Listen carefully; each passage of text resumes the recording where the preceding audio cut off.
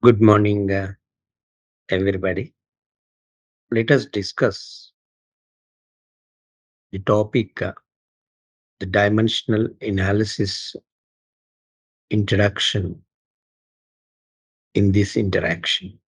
So now we start with the dimensional analysis, its advantages, what are the methods of dimensional analysis, and some problems. So that completes the entire topic of dimensional analysis. So we take in steps this entire topic of dimensional analysis. Two parts are there. One is dimensional analysis. The other one is model analysis. So we concentrate on this topic during this week. Coming four classes, we will take up this dimensional analysis. And first one is, what is this? What is dimensional analysis?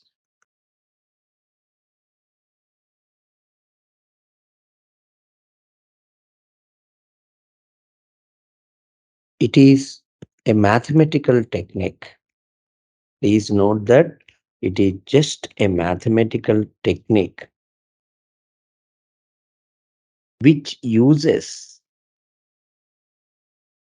the dimensions as an aid to the solution of several engineering problems.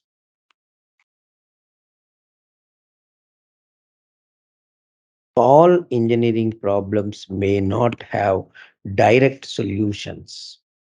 When we don't find a direct solution for a problem, we use this dimensional analysis to get a functional relationship, to get a functional relationship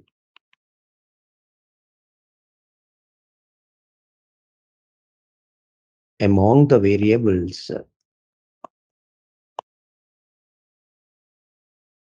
involved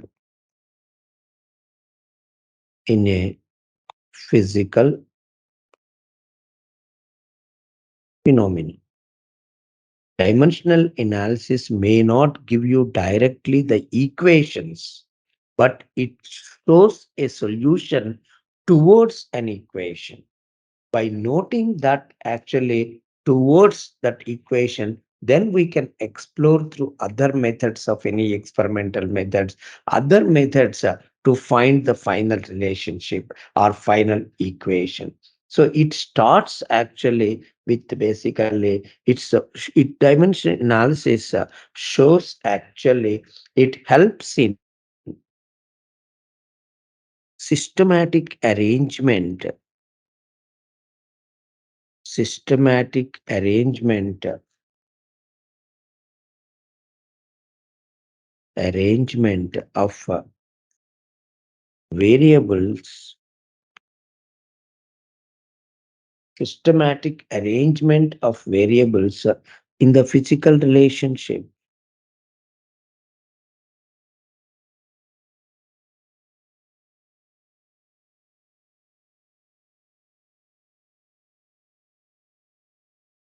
It combines variables involved to form non-dimensional parameters, which are very significant. That is number two. Apart from that, it also helps actually in testing the dimensional homogeneity. It helps in testing the dimensional homogeneity,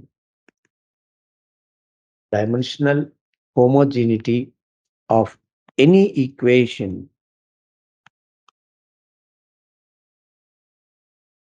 of fluid motion,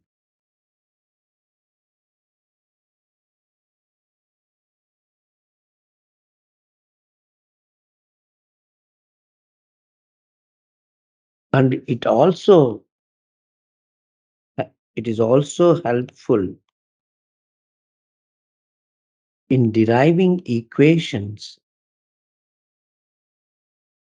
in deriving equations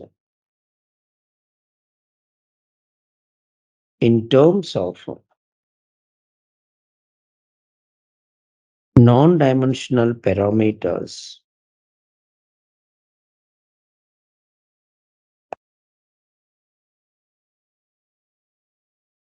to show the relative significance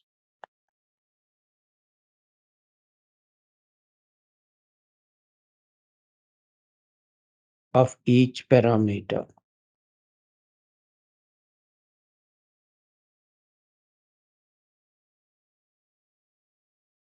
It also helps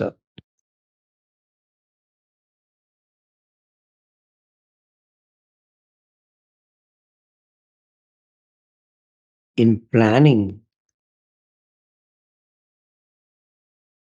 model tests and presenting experimental results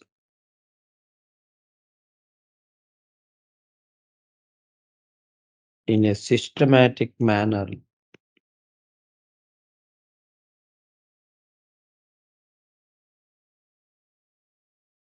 thereby making it possible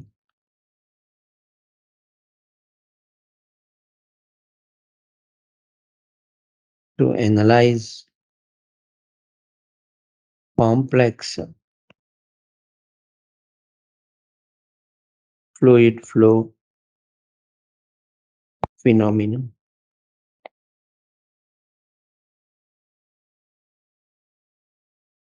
So, in order to study this dimensional analysis and its application to practical problems, first we need to have a preliminary understanding. We need to have an understanding of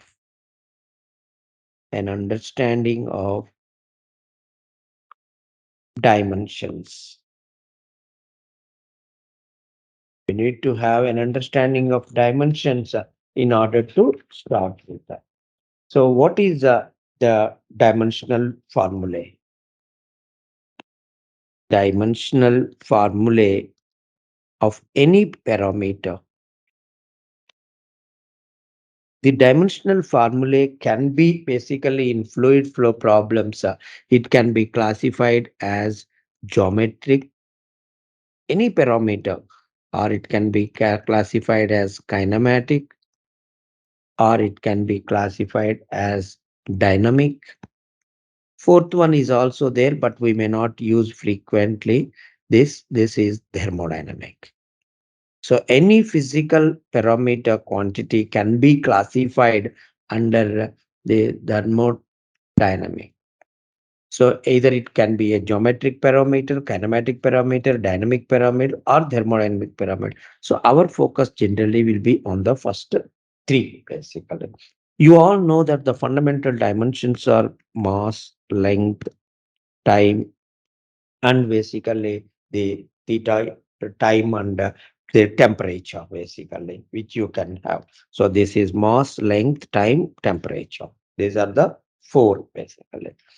Any other quantities can be explained in terms of these fundamental quantities, right? First example, what do you understand by the geometric quantities?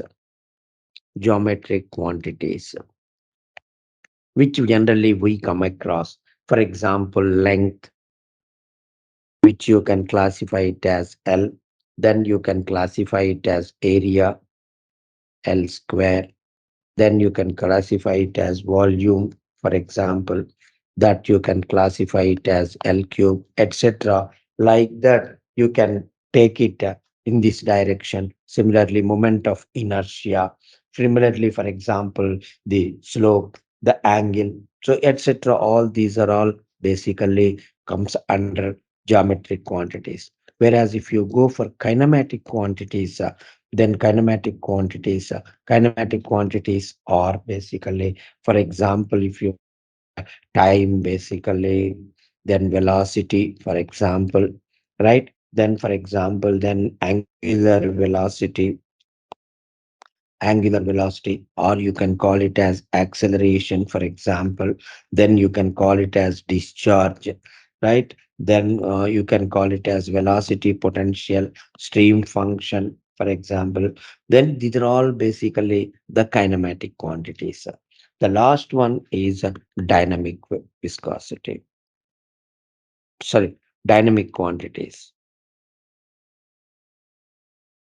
So the dynamic quantities are, for example, force, the pressure, stress, right? Dynamic viscosity, right? Work, torque, power, bulk modulus of elasticity,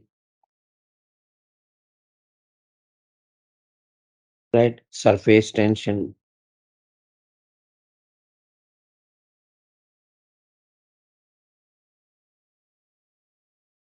So these are all basically coming under the dynamic quantities. The thermodynamic quantities are, for example, temperature, then thermal conductivity, for example, after that, then entropy, enthalpy, all thermodynamic characteristics, heat transfer, these are all basically coming under thermodynamic quantities. So now finally what we have analyzed is here any parameter can be a geometric quantity, a kinematic quantity, or a dynamic quantity, or thermodynamic quantity. We need to first actually understand what they are. Basically any quantity, the dimensions of it is in. We need to know if you want to analyze any physical phenomena using dimensional analysis. So if we know the dimensions of any parameter which are involved in a physical phenomena, for example, if I say the discharge depends on the length of the notch, the head, basically the acceleration due to gravity, I need to know what is the dimensional formula for discharge, what is the dimensional formula for length, what is the dimensional formula for head, what is the dimensional formula for g. Like that, if you know the dimensional formula of each quantity, that can be used actually to derive a functional relationship among the variables. Dimensional analysis is finally what? It's just a mathematical technique actually. What it does, actually it brings, if you take the dimensions, it takes the dimensions of each parameter as an aid to the solution of engineering problems. If we know how what parameter depends on what is the dependability it can check, and significant dependencies it can check, and this is the help of the dimension analysis. So if you want to really solve a complex problem using dimension analysis, first thing you should know is what are its the dimensions of each parameter that is being used or that is being involved in that physical relationship. That is the first thing. The next important bit is what is dimensional homogeneity,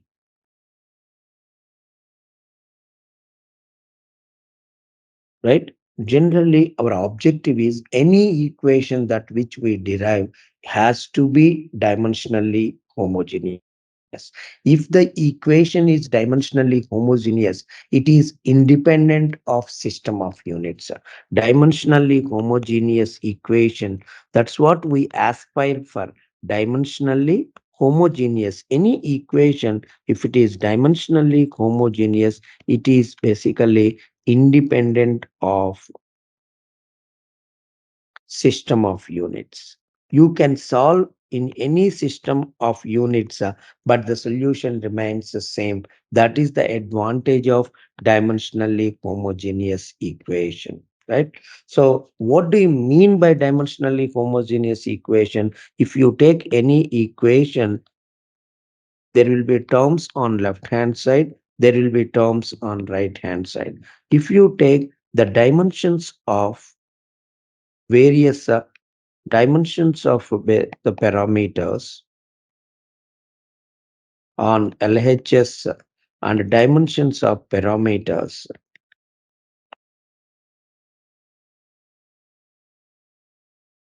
on right hand side, if both are equal, then we call an equation as dimensionally homogeneous. So first thing is, if the dimensions of the terms on the left hand side is equal to the dimensions of the terms on the right hand side, we call particular equation as dimensionally homogeneous. So first thing is, the Fourier principle of dimensional homogeneity states that an equation which expresses an equation which expresses a physical phenomena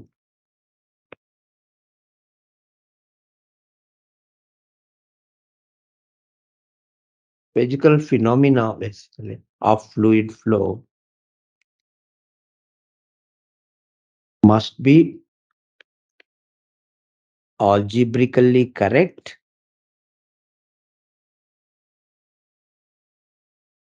and dimensionally homogeneous.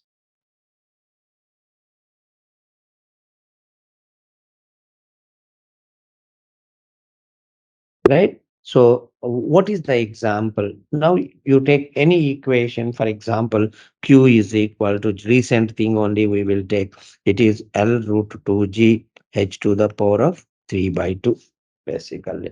Right? Now, what is the equation for the dimensions for left hand side? LHS is what? Q. What are the dimensions of the Q? You know the Q units are meter cube per second. So, meter cube means what it is? L cube. By time, second means time. So what are the dimensional formula for discharge? L cube T minus 1. Like this in square brackets you should show. This is the way how we write the dimensional formula for any of the parameter. Now I take right hand side. What is right hand side? 2 by 3 is a constant. L is one parameter. L means meters. So what is its dimensional formula? L. Then what is basically second one is what? G basically. One more point. G thing is what?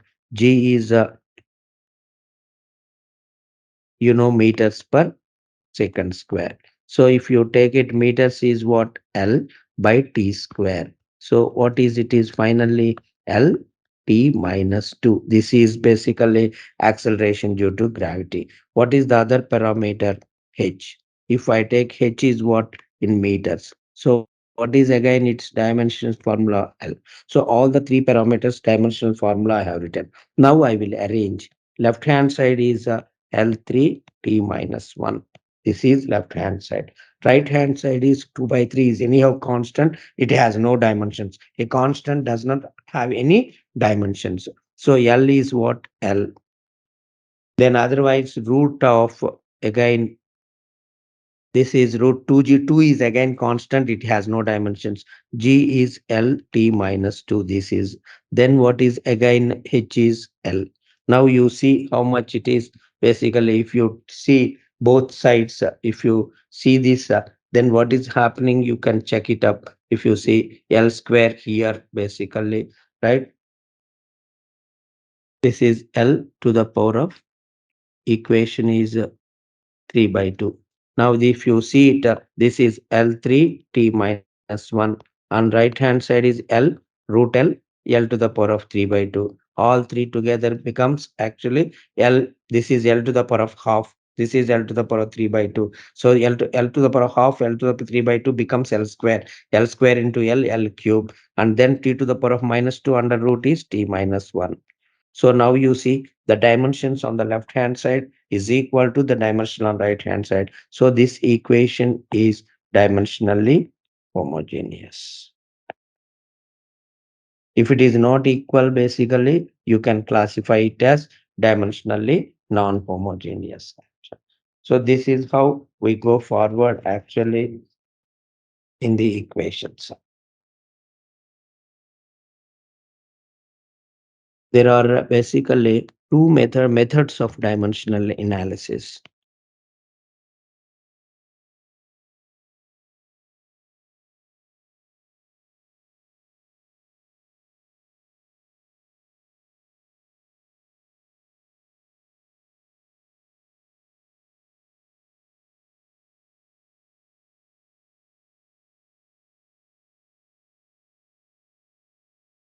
Right?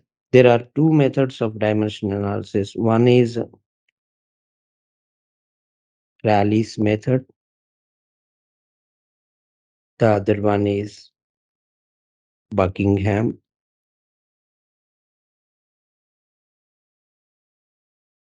pi method. So now let us take start with the Rayleigh's method.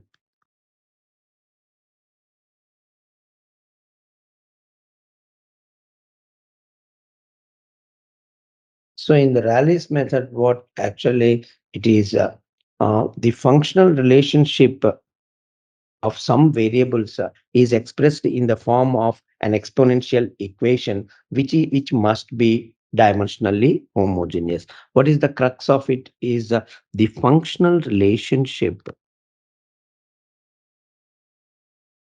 the functional relationship of some variables is expressed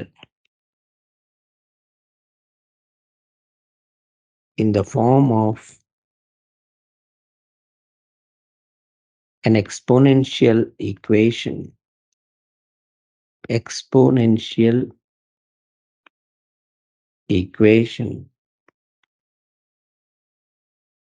which is dimensionally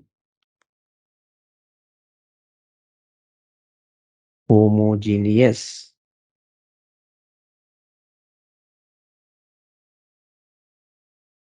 This is the crux of it. For example, if I take x is a variable and this x depends on x1, x2, x3 up to xn. So x is actually a dependent variable here, and whereas these are all actually the independent variables. So X in a physical phenomena, like discharge is equal to Q is equal to 2 by 3 L root 2 GH to the power of 3 by 2. Q is the dependent variable. Discharge depends on the length, acceleration due to gravity, and basically the head. That like that similarly, if X is the dependent variable, right, and X1, X2, X3 are the independent variables involved in that physical phenomena. According to first mathematically, how we can write this functional relationship? This functional relationship can be written as x is a function of x1, x2, x3 up to xn. Why we can write like this? Because x depends on this x1, x2. Now, according to Rayleigh, this can be expressed as an exponential. The same thing can be given in terms of an exponential form, right? And which is dimensionally homogeneous. Suppose if I write this, so this functional relationship I am bringing basically into an exponential form by k. The instead of function, it is a constant k into basically x1 to the power of a into x to the power of b, x3 to the power of c, like that any number of variables x n to the power of n. So like that we express this in terms of an exponential form, and this equation is dimensionally homogeneous. The important point is x is the dependent variable and these are all independent variables.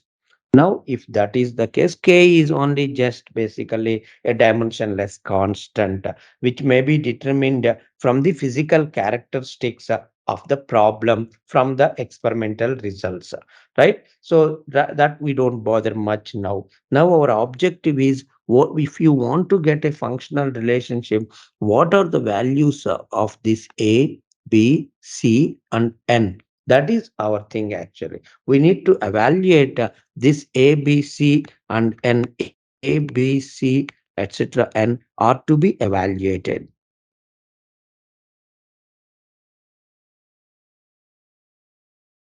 How we evaluate these ABC, be assuming that this equation is dimensionally homogeneous. That is the basis actually. So if I assume then that problem can be solved. For example, I take a small problem, find the, you can understand better, find the expression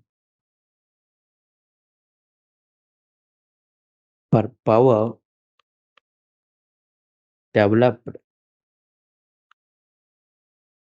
by a pump when P depends on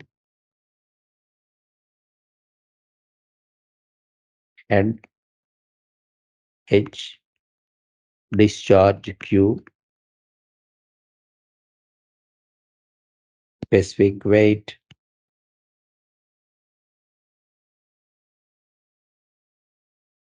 W gamma of the specific weight, gamma of the fluid.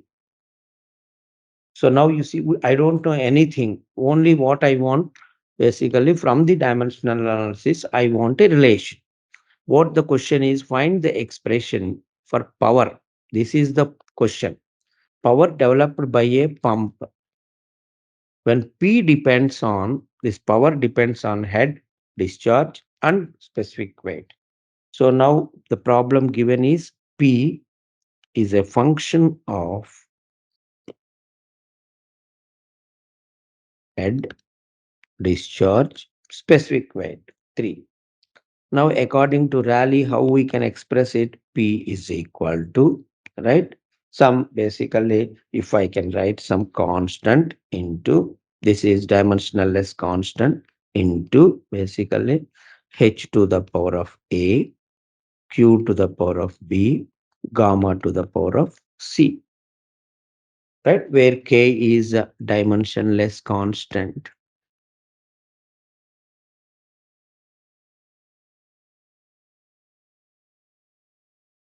which has to be evaluated through some experimental results. Now, basically, what I have to do first, I know that I should know the dimensions of each of the things. First, power. What is the dimensional formula for power?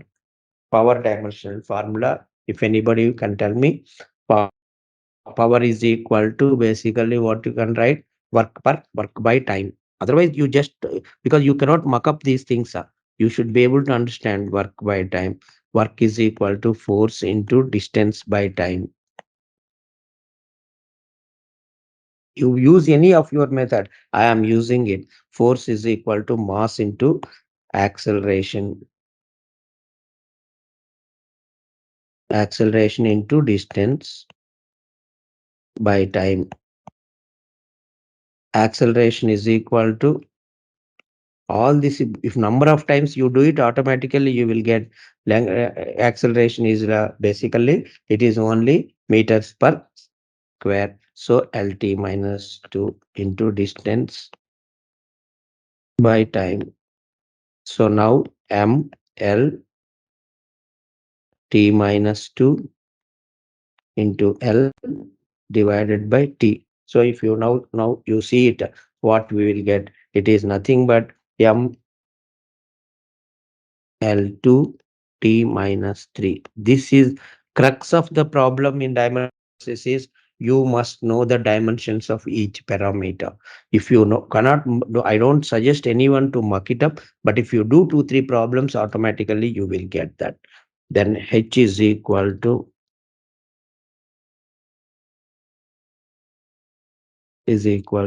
L. Then Q is equal to meter cube per second. Meter cube is L cube T minus 1. Then gamma is specific weight. This you can do it here. Specific weight, weight by, it is weight by volume. Weight is equal to, it is like like a force only basically, or otherwise it is M into G. Anything is right. Force, like a force means already we have done. Force means M is mass into LT minus 2 is acceleration due to gravity. Weight by volume is L cube. So now you see gamma units actually M, basically how you will get L minus 2, then T minus 2. So this writing is very, very important. This comes almost 80% of the problem is solved if you are able to write these things properly. So now my next job is I will put it in the equation. The first one is M into L2 T minus 3 power on left hand side. Right hand side K into the first one is L to the power of A into the next one is L3 T minus 1 to the power of B into basically M L minus 2 T minus 2 whole to the power of C. Now what we need to do next actually after writing this because this equation is dimensionally homogeneous. This equation is dimensionally homogeneous. So as this equation is dimensionally homogeneous, the powers of M, L, T on LHS is equal to right hand side. Right? This is the thing. So if I take powers of M,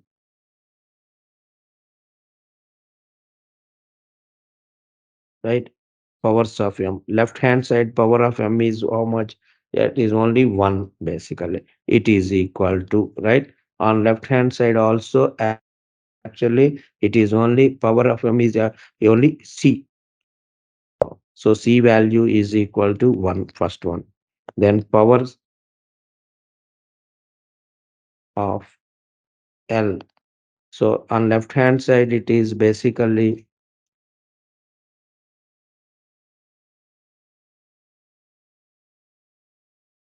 left hand side it is 2, right? Is equal to here A, right? Here 3B, please see minus 2C. This is second equation. What is the powers of T? If I take it, minus 3 is equal to, right?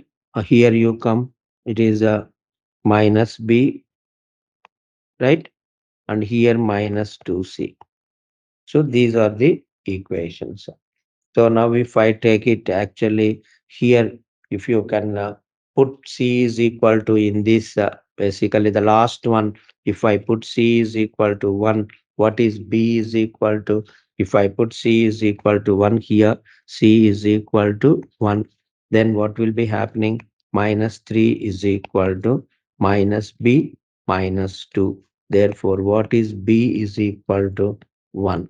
So A is C is known, B is known. Substitute in the second equation actually equal to A plus 3.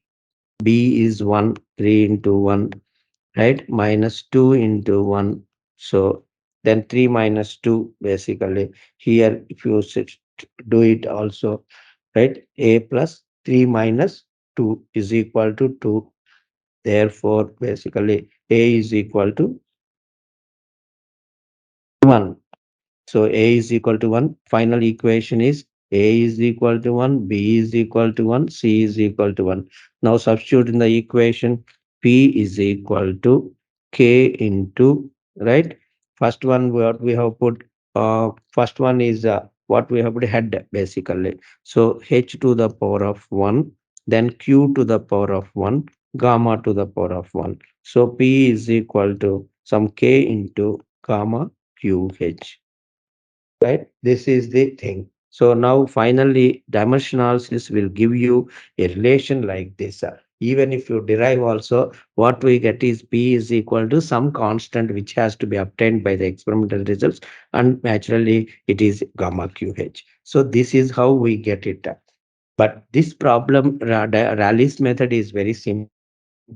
If suppose the number of variable, because how many equations are there? For example, if you see how many equations are available to solve the problem, how many equations are available to solve a problem in Rayleigh's method, there are only three equations because M, L, T. So we are equating the powers of M, powers of L, and powers of T. So how many equations we will get? Only three. So with the three equations, how many variables you can have it actually? Normally, if suppose the number of variables are three, right? Then this method works out. This method is simple because in the previous problem only one dependent variable, three independent variables. If the independent variables are of three, then this method is simple. Now if you imagine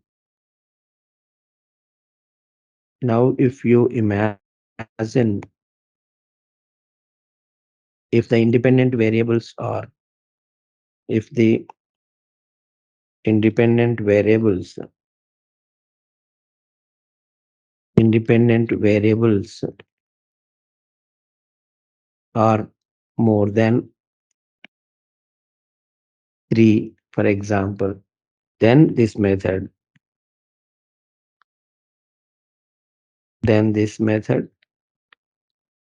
becomes laborious.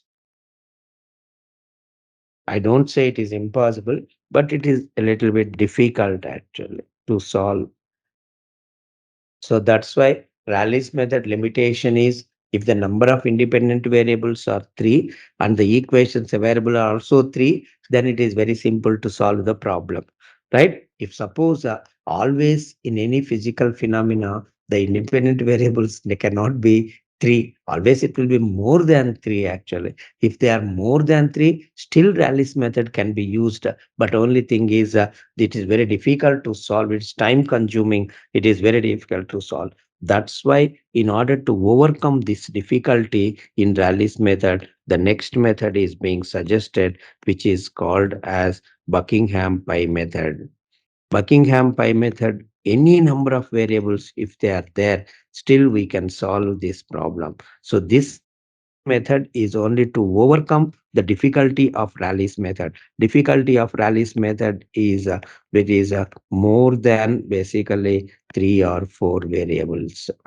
If they are there, then naturally difficult to solve. We will go for this second method. I will stop this lecture at this juncture, and we will see in the next class what is Buckingham Pi method and how to really use that Buckingham Pi method to solve. But before that, what is the prerequisite to solve the problem in dimensional analysis? The prerequisite is first thing is practicing the dimensional formula for all the parameters that which we use in this dimension analysis. You know the fluid flow parameters basically, whether it is fluid properties or if you call it as maybe the fluid properties, or you can call the fluid kinematic properties or dynamic properties, whichever are the parameters which we come across in fluid mechanics. Those parameters dimensional formula first we need to practice. My request to you is you practice that first. practice the how to write the number of the dimensional formula. Once dimensional formula is written, I think this method is very, very simple, and every one of you can solve easily the problems in dimension analysis. But writing the dimensions is the crux here. So now practice on the dimensions, basically dimensional formula. Right? With this, thank you so much. Like, share, and subscribe. Hit the bell icon for more updates.